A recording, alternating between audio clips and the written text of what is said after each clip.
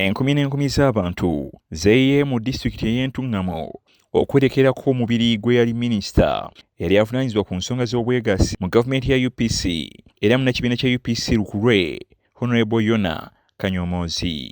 Abakungubazi baali bakulembeddwamu Pulezidenti w'ekibiina kya UPC Akena eyali First Lady mu biseera ebyo Mama Media Kawulobote akulira obudovuganya gavumenti mu Paalamenti Honorable Mpuuga Ssaabawandiisi w'ekibiina kya UPC Fred Ebiru, Dr. Besigye n'abalala. Ku ludda lwa gavumenti kubaddeko yaliko minisita avunaanyizibwa ku nsonga z'obutebenkevu Amanya Mushega, Kalisoliso wa gavumenti Honorable Betty Kamya, Honorable Kahindo Tafiira abadde omugenyi omukulu wamu n'abalala.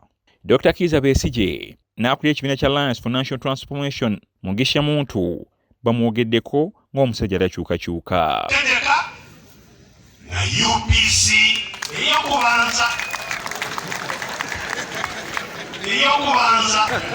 Yona nikamugamba utayitukamba. Space is a void, and the danger with nature is that nature allows no vacuum. I only pray that in occupying that vacuum we have men or women of virtue and valor.